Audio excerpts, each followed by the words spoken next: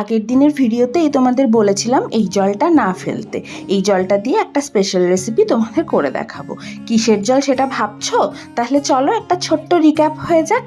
এই যে আম কেটে আমের মোরব্বা বানিয়েছিলাম, কাঁচা আমের। সেই আমগুলো ভাপিয়েছিলাম যে জলটাতে, সেই জলটাতে শুধুমাত্র একটু হলুদ দিয়ে আমগুলো ভাপিয়েছিলাম।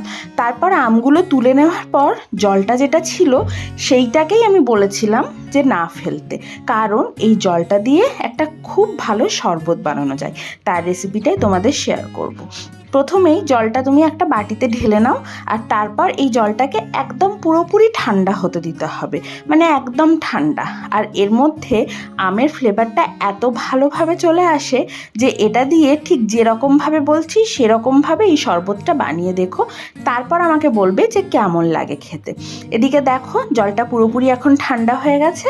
তারপর এর মধ্যে আমি সব উপকরণ এক এক করে মেশাবো। প্রথমে মিশিয়ে নিচ্ছি এখানে 1/4 কাপের মতো গুড়। আমি এখানে গুড়ের পাউডার নিয়েছি, তোমরা কিন্তু আখের গুড় নিতে পারো। আখের গুড় নিলেও সেম পরিমাণেই নেবে, 1/4 কাপ বা তার থেকে একটু বেশি। মিষ্টিটা যে যেমন পছন্দ করো। ভালো করে গুড়টা মিশিয়ে নিতে হবে। যদি আখের গুড় নাও তাহলে একটু সময় এটাকে রেখে দেবে, তারপর গুলে নেবে, দেখবে গুড়টা মিশে গেছে। তারপর এখানে নিয়ে নিলাম বিট লবণ 1 টিস্পুনের মতো। বিট লবণটা দিয়ে ভালো করে মিশিয়ে দেওয়ার পর দিয়ে দিলাম ভাজা মশলার গুঁড়ো।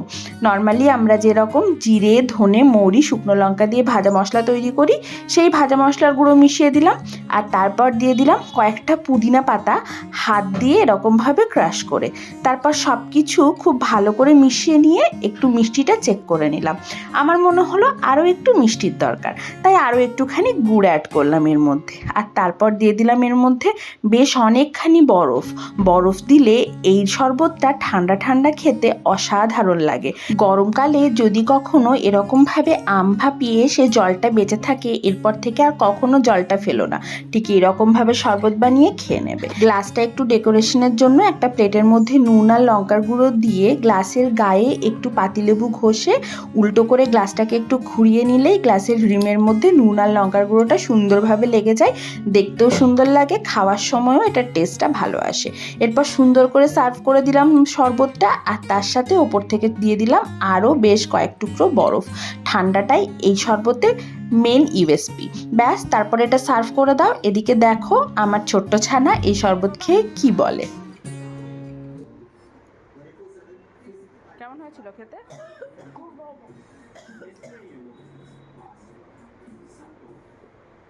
তাহলে কেমন লাগলো আজকের রেসিপি জানিও কিন্তু আমাকে। চলো আজ এটুকুই, টাটা।